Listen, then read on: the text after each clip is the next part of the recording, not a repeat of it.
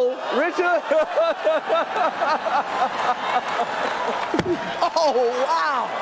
Wow. Yo, what's up? It's Madison. I'm here in Columbia having a good time. And I want to talk about the Will Smith fiasco. By now, you know about Jada Pinkett. You know about... Keep my words out your fucking mouth! You know about Will Smith. You know about jumping on stage. You know about the Oscars and everything.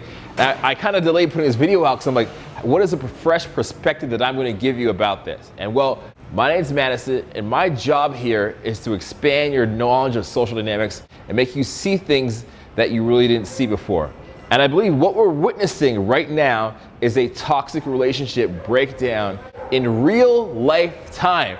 It's like National Geographic. We're just sitting there like, ooh, with our popcorn, like the Michael Jackson meme, waiting for this to happen in real life. So I want to explain to you some thoughts that I had, not to judge Will, but because I have been in the same situation myself. I was the simp for many, many years, and I understand what he's going through, and I want to help you avoid that in your life. So in any situation, in any relationship, there's two parties that are responsible, okay? And they all are responsible for different things. Now, Will's not perfect. None of us are perfect. I'm not perfect. But let's talk about his counterpart. Let's talk about Jada. Here you have a woman who was taught how to masturbate by her mom at 9 years old. We'll put a clip of that here. My grandmother taught me about self-pleasuring because she wanted me to know that that pleasure was from me. Exactly. She didn't want me to fall into the hands of a man, and if he gave me pleasure, to think that that was him. Yeah. And she taught me at 9.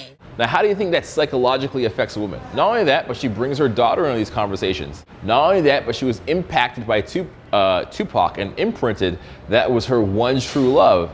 And then also she doesn't take entitlement, or she doesn't take ownership of the entanglement situation, which was crazy because, to be honest, she was sleeping with a minor that had mental issues and going through a lot of drama. And we all know if somebody else was doing that, we wouldn't accept that in our relationship. But yet, this still relationship continues, okay? And that's just a bad footing for any relationship. So ultimately, what happens is you're just trying to keep a relationship together that isn't meant to be together because there's toxic elements in it. I'm not saying that people are toxic. I think they have great intentions, but there's too many toxic elements going on. So Denzel that night gave a piece of advice to Mr. Will Smith. And what did he say? He said, Will, the devil comes for you at your highest moment. And that is actually a true story. I love the Bible. You don't have to be spiritual, but go back and read the story of Job. And Job was a man who had everything, riches, farms, animals, had everything. And the devil came to Job and said, I'm going to take that all away from you. And that's the only reason that you worship God. And God said, try me. And so he took him everything away. And Job was poor. He was covered in boils all over his skin. Okay? And then even Job's wife said, just curse God and die and get it done with already. And Job did not do that, okay? He didn't do that at all. And that really helped him to solidify his faith in God. So I'm going to say this. I don't think it says much that the devil comes for you in your lowest moment, as Denzel told Will Smith. I'm going to get you to think about it this way. I'm going to say to you that whatever you fear in life the most is what becomes your God. We'll say that again. We'll put it on the screen. Whatever you feel in life the most is the thing that becomes your God. So if you're afraid of it so much, at some point in your life, it's going to take over your life. So whatever you are afraid of the most becomes the thing that overwhelms you. Whatever you're afraid of becomes your God. What's an example of that? If you're afraid of being intimate with people and being vulnerable, well, then you close up and you're shy and you're scared, and you do it to protect yourself so no one gets in. If you look at the case of Will Smith, what was it? He saw his mom beaten up at 9 years old. He said he always felt like he was in competition with Tupac. He felt that he never had Jada's love organically. So you have a guy who always feels like he's coming from a place of lacking and never being enough. Because he never feels like enough, he's always trying to do the opposite to prove to himself that he's enough. And there's no way you can do that. It will never be enough. Does anybody understand that? In his speech, one of the things he said is, I am a protector of women, just like the guy he played in the movie. But a protector doesn't mean that you have to always protect them or that people can't stand up for themselves. And I know this. I'm not even ratting on the guy, because I personally was like this before. I was like this a lot of the time, okay? And it's my personal story. It's how I got into this. I was simping so hard. I would do anything to make a woman love me. I would give her attention. I would buy her gifts before I know her. I would barely even talk to her on the phone, and I would try to fly her out somewhere. I'd be like, how could I love you that makes you love me more? How can I love you harder? I would try that all the time, and it got me nowhere. It just got me just needy, desperate, insecure. So I say this to Will. I reach out. I'm saying to you, bro, as a man, I know what you're going through, okay? And I know you put yourself to that deep of a level, but you're looking for love through trauma. And that works for nobody. It's never a solution that gets you anywhere.